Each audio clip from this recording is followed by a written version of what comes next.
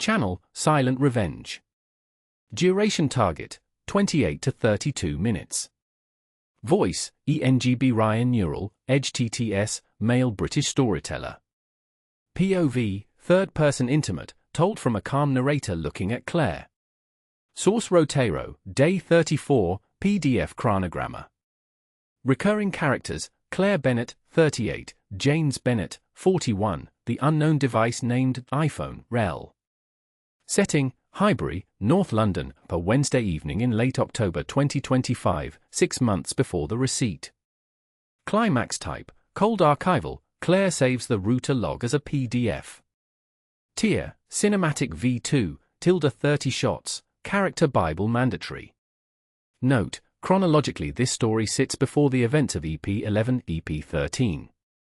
The narrator frames it as the moment Claire first realized something was structurally wrong with the digital architecture of her marriage. There is a particular kind of small lie a husband tells when he changes the Wi-Fi password. He says, security. He says, the router was acting up. He says, I was reading something about hacked smart bulbs. He says, I just thought it was time. What he does not say, and what Claire Bennett began, on a wet Wednesday evening in late October, to suspect, was that there was nothing wrong with the router at all. That the router was in fact behaving exactly as routers behave, silently, dutifully, without opinion, and that its quiet log of connected devices was the only thing in the entire house that had not yet learned to lie to her. The router, that night, knew something Claire did not. And the small administrative gesture of changing its password, the kind of gesture a husband performs while a wife is upstairs putting away the laundry, did not, in the end, conceal that thing. It only delayed the discovery by precisely 14 weeks. This is the story of the Wednesday in October when the Wi-Fi name in the kitchen of the house in Highbury changed from Bennett Highbury 2.4 to Bennett Highbury 2.4 anew, and Claire Bennett, holding a folded basket of warm towels at the top of the stairs, felt, for the first time in 12 years of marriage, the cold quiet certainty that something inside the architecture of her own home had moved. It was a Wednesday. It was the second Wednesday after the clocks had gone back, which in Highbury meant that the kitchen lamp Claire turned on at 4 o'clock in the afternoon now stayed on through dinner, and the tall windows above the sink showed only the reflection of the room itself, doubled and slightly dim, against the cold dark garden. James had come home at 6:20. He had put his briefcase in the hall. He had taken off his charcoal wool overcoat. He had said, "It's freezing," and walked through to the kitchen to pour himself a glass of red wine. Claire had been upstairs. She had been carrying a basket of folded towels from the airing cupboard on the landing into the linen drawer of the spare bedroom. She had been listening, distantly, to an audiobook in one wireless earbud, a slow 19th-century novel about a young governess in Yorkshire, narrated, as it happened, by a man whose voice sounded, very faintly, like James's voice 15 years earlier. When the audiobook stopped, she did not at first notice. She set the basket down on the linen drawer. She slid the drawer open. She placed the towels in 3 neat stacks the way her own mother had taught her, the way she had been doing in this house since she was 25 years old. She turned on the bedside lamp in the spare room. She turned it off again. She walked back across the landing to the airing cupboard. It was only then, halfway through reaching for the next stack of folded sheets, that she noticed the audiobook had not paused. It had simply stopped. The earbud was silent. Her phone, when she checked it, said no Wi-Fi. She looked at the small Wi-Fi icon. The icon said not connected. She tapped it. She opened the network list. She expected to see the familiar name of the home network, Bennett Highbury 2.4, at the top, with a small circle showing it was waiting to reconnect. She did not see Bennett Highbury or 2.4. She saw, instead, in the top position of the list, a network she had never seen before in 12 years of marriage. Bennett Highbury or 2.4 new. She stood at the top of the stairs in the quiet upstairs hallway of the house in Highbury, and she looked at the new name on her phone, and she felt, for a moment, the small administrative confusion of a person whose familiar door has been very subtly repainted in her absence. She joined the new network. Her phone said, politely, "Password required." She tried the family password, the one James had set up 12 years before, the one they used for guests at Christmas and for her sister's children when they came down from Edinburgh, the one written in pencil on the back of the envelope in the kitchen drawer. The phone said, in a small red notification, "Incorrect password." Claire Bennett stood at the top of the stairs in her own house. The basket of warm towels was still half full. The audiobook was still silent in her ear. The boiler ticked once, very faintly, in the wall. She walked, slowly, in her socks, down the carpeted stairs. She walked, slowly, into the kitchen. James was standing at the counter pouring red wine into a long-stemmed glass. He said, "Hello, darling." She said, "Did you change the Wi-Fi password?" There was a quarter-second pause. It was not a long pause. It was not the kind of pause anyone who had not spent 12 years learning the precise rhythm of her husband's hesitations would have noticed. Claire noticed it. He smiled, the polite professional smile of a man who has rehearsed, very lightly, an answer. He said, "Oh, yes. I changed it this afternoon. It was acting up. I thought I'd give it a refresh." She said, "I couldn't connect." He said, "I'll write you the new one in a minute." He took a sip of his wine. He did not write it down. He did not, in fact, mention the password again that evening. Claire had to ask him, in the kitchen at 9:30, where she had gone to make herself a cup of tea before bed, what the new password was. He gave it to her then, slightly impatient, the way one gives a postcode to a tradesman one has decided is wasting one's time. The new password contained the year of his birth, his middle initial, and a punctuation mark. It was the kind of password a man chooses when he has not been thinking about her at all. Claire was a research librarian. She did not, on the first night, do anything with the renamed network. She wrote nothing down. She kept no notebook. She did not yet know, would not, in fact, know for another 8 months, that the green notebook in the kitchen drawer would eventually exist. What she did, on the first night, was something quieter. She thought about the router. The router lived on a low wooden shelf in the alcove behind the kitchen door, between a cookbook on Italian regional cuisine and a small framed photograph of her mother. James had installed it 12 years earlier. He had labeled the cables in tiny block capitals on small white stickers, in the way of a man who liked to give the impression that he had read the manual when in fact he had skimmed the first 3 pages and hoped for the best. She had, in 12 years, never opened the admin page of the router. She did not, on the first night, open it. She lay in bed beside her husband. He fell asleep on his side, facing the bedside table, the way he had slept for 12 years. She lay on her back with her hands folded across her stomach and her eyes open in the dark, and she thought, very calmly, about the small word "new" at the end of the network name. New. It was an odd word for a man like James to choose. James was, in his professional life, almost obsessively precise. He labeled his folders with dates. He named his draft files with version numbers. He did not, in 12 years, append "new" to any document, any email, any piece of furniture they had ever bought together. New was the kind of suffix one used when one was renaming something quickly. When one did not have time to come up with a different name. When one wanted, for a few hours or a few days, to keep the old name reserved, perhaps for someone who already knew it. She thought about that. Then she went to sleep. In the morning, she got up at 6:30. She made James his coffee. She kissed him goodbye at the front door at 7:20. She watched him walk down the path to the small navy Audi he had been driving for 2 years. She closed the door. She walked back into the kitchen. She made herself a cup of Earl Grey tea. She sat down at the kitchen table with her laptop and a small printout of the back of the router that James had pinned, 12 years earlier, to the inside of the cookbook cabinet. The printout had the default admin URL written on it in his neat lawyer's handwriting, underlined twice. Claire typed the URL into the laptop. The router admin page loaded. It had not been password protected. In the entire 12 years of their marriage, James had never password protected the router admin page.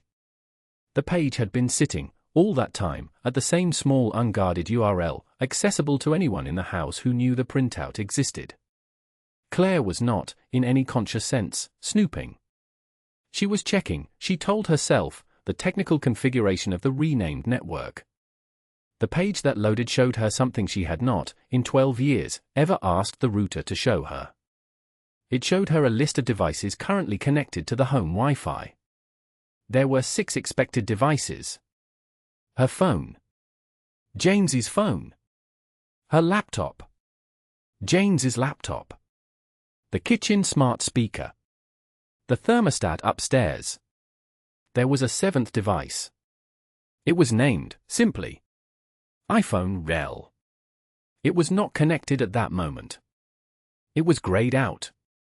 But the router log showed that it had been connected to the home network on 22 evenings in the last 6 months, always between 9 in the evening and 1 in the morning, always on Wednesdays and Sundays, always when, if Claire checked her own calendar, she had been away or already asleep. Claire stared at the entry on the screen. She did not, immediately, feel any of the things she would have expected to feel. She did not cry. She did not, even, particularly tighten her jaw. She felt, instead, the small careful curiosity of a research librarian who has opened the wrong index card and found, inside it, a citation she had not been looking for. She picked up a pencil from the small ceramic pot on the kitchen table. She wrote, on the back of an old envelope, the word iPhone, L, the dates listed in the router log, and the times. It would be 8 more months before she bought the green notebook in the stationer's on Upper Street. But she would, much later, copy this list of dates into the front of it. These were the first. She did not, that morning, ask James about the 7th device. She did not, in fact, do anything about it for nearly a week. She continued to use the renamed network. She continued to make coffee in the morning, kiss him at the door, fold towels in the spare room. She watched, with the quiet patient attention of a woman who had decided not to be hurried, how often the 7th device reappeared. On the Wednesday following the renaming, iPhone L connected at 23 minutes past 9 in the evening, 3 minutes after Claire had gone upstairs to run a bath. It disconnected at midnight. On the Sunday after that, iPhone L connected at 9:45, 20 minutes after Claire had said goodnight to James, who had told her that he was going to tidy a few client emails before coming up. It disconnected at 1 in the morning. On the Wednesday after that, iPhone L connected at 8:15. James had told her, that afternoon, that he was thinking of going to Chambers for an hour after dinner to sort out a brief. He had taken the Audi. He had been gone for 2 hours and 20 minutes. iPhone L had connected to the Highbury home network 9 minutes after he left the house, while he was nowhere near it. Which meant, and Claire saw it now, with the cold quiet clarity of a research librarian holding 2 badly catalogued cards in the same hand, that iPhone L did not, in fact, belong to a person who was meeting James outside the house. It belonged, instead, to a person who James was occasionally letting into the house. A person whose phone connected automatically to the Highbury Wi-Fi because it had connected before, often enough, to be remembered. A person who knew the password James had been quietly maintaining for them, on the network ending in new. Claire put the pencil down. She closed the laptop. She did not open the laptop again that day. She did not check the router. She made supper. She poured James his customary glass of wine. She listened to him talk about a deposition in Holborn. She kissed him on the cheek at the kitchen island and went upstairs to bed, and she lay in the dark, and she thought, very calmly, about the architecture of her own house. She thought about which rooms had been used. She thought about which mug the woman would have taken her tea in. She thought, for a long time, about which of the 4 chairs at the kitchen table the woman would, on some of those Wednesdays, have been sitting in, and whether the woman had, at any point, looked up at the small framed photograph of Claire's mother on the alcove shelf, and felt anything at all about it. She thought about that for almost an hour. Then she went to sleep. In the morning, she did one small administrative thing. She opened the laptop. She loaded the router admin page. She navigated to the section called Connected Devices Log. She did not, this time, delete anything. She did not edit anything. She did not change the password. She pressed File, Save as, PDF. She saved the entire device log of the Bennett Highbury 2.4 new network to a folder on her laptop called Library Citations 2025. The folder was named that way because Claire was, in her professional life, a research librarian, and the laptop was a personal laptop she occasionally used to take work-related notes home with her. The folder was, on the surface, a folder of indexes and citations from the University Press in Bloomsbury. It was, she understood now, also a folder she could quietly add things to without James noticing. She added the PDF. She named it Highbury Router Devices, October 2025.pdf. She added the date, in the file metadata, in her smallest neat hand. She closed the laptop. She went to work. She did not, that day or the next or any of the days that followed in October, mention the seventh device to her husband. She would not mention it to him for 14 weeks. What she did instead, every Sunday evening for the next 14 weeks, was, quietly, in the kitchen, with her cup of Earl Grey beside her, open the laptop, navigate to the router admin page, and save a fresh PDF of the device log. By the second week of February, the folder Library Citations 2025 contained 16 PDFs. Each PDF showed, with the small unrepentant honesty of a router that did not know what it was witnessing, the connection times of iPhone, Bell on the Wednesdays and Sundays of Claire Bennett's married life. The folder ran to roughly 400 pages. It was, when she eventually printed it for her solicitor in Lincoln's Inn, the longest single piece of documentary evidence Helen Whitcomb would handle that calendar year. There is one further detail of the Wednesday in October that Claire would not, until much later, fully understand. When she had opened the router admin page that first morning, while James was in chambers in Holborn, she had noticed something at the very bottom of the network configuration screen, under a tab marked Advanced Settings. There were, the page told her, two networks broadcasting from the same router. The first was Bennett Highbury 2.4 new. It was the network James had renamed on the Wednesday evening. Its password had been changed that day. It was the network Claire and James were now using. The second was Bennett Highbury Guest. Claire had not, in 12 years, knowingly turned on a guest network.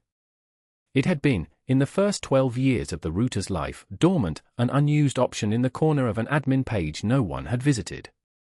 It was no longer dormant. It had been activated 3 weeks before the Wednesday. The password on the guest network had been set on the same day as the activation. The password was a name and a 4-digit year, the kind of password a person sets when they are choosing it for a single specific other person to type, on a single specific other phone, in a single specific small ritual of welcome. Claire wrote the password down on the back of the envelope, beside the list of dates. She did not, that morning, change the guest network password. She did not turn off the guest network. She did not, in fact, do anything to interrupt its operation. What she did was let it continue to broadcast, into the low evening air of her own house, every Wednesday and every Sunday for the next 14 weeks, quietly recording, in the dispassionate log of the router, the precise minute at which the woman on the other phone arrived at her home. The router did not know. The router only kept time. But Claire kept the log. On the night before the morning Claire would, in early February, find the small black canvas tote bag pushed beneath the passenger seat of the Navy Audi. The morning she would, 6 months later, place a printed receipt on the kitchen island and ask her husband to leave by the end of the month. Claire sat alone in the quiet kitchen of the house in Highbury, at 10 minutes past 11, and she opened the laptop one last time. She did not, that night, save another PDF. She did not need to. The folder Library Citations 2025 now contained 19 documents. The router log, in its accumulated quiet honesty, showed 63 separate connections of the device named iPhone L to the Bennett Highbury guest network across the previous 5 months. It showed an average connection length of 3 hours and 40 minutes. It showed, on 12 of those evenings, that the device had connected within 4 minutes of James returning home from chambers, close enough, Claire understood now, that the woman had been waiting for him to text her the all clear from the front step. She did not edit the folder. She did not back it up to the cloud. She did, however, do one very small last thing. She opened the laptop settings, and she added a second user account. She named the account Library Personal Catalogs. She set its password to a phrase only she would ever use. She set the file permissions of the Library Citations 2025 folder to owner only, Library Personal Catalogs. If James Bennett were ever, in the months ahead, to open her laptop, as he had once or twice, in the early months of suspicion she did not yet know he was beginning to feel about her, he would find, when he tried to open the Library Citations 2025 folder, only a small grey notification. You do not have permission to view the contents of this folder. He would not, at the time, find that strange. Claire was a librarian. She kept a great many small folders he did not understand. He would not yet know that, in the 8 weeks that followed, she would be the one quietly preparing the archive of his life, while he believed he was the one carefully covering its trace. Claire closed the laptop. The boiler ticked once in the wall. She turned out the kitchen light. She climbed the stairs of the house in Highbury, the stairs she had carried the basket of warm towels up, 12 weeks earlier. On the Wednesday evening she had first realized that the network in her own house had been quietly renamed in her absence, and she got into bed beside her husband, and she listened to him breathe. In the morning, she would walk out to the Navy Audi to fetch a courier parcel. She would find the small black tote bag pushed under the passenger seat. She would lift the perfume flacon. She would read the receipt. She would take it all back into the kitchen. She would not, in any of the moments that followed, feel surprised. She had been, all along, the one keeping the log. In late March, in the chambers in Lincoln's Inn, 3 days after Claire had read the message thread on the Navy sofa in the flat in Camden, Helen Whitcomb placed a thick A for Levu arch folder on the polished walnut table. She said, very calmly, to the slightly younger solicitor across the table, "We have, in addition to the message thread, approximately 400 pages of documentary evidence from the home Wi-Fi router showing the connection times of a third party to the marital home over a period of 5 months prior to separation." She tapped the folder, once, very lightly. She said, "I do not believe you will want this entered into the proceedings." The slightly younger solicitor cleared his throat. He did not, in fact, want it entered.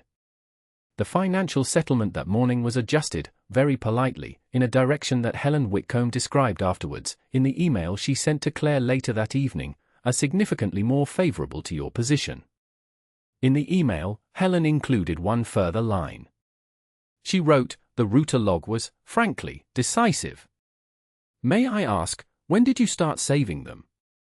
Claire wrote back, from the kitchen of the house in Highbury, with a single white mug of Earl Grey tea cooling beside her at the table where she had sat every Sunday evening for 14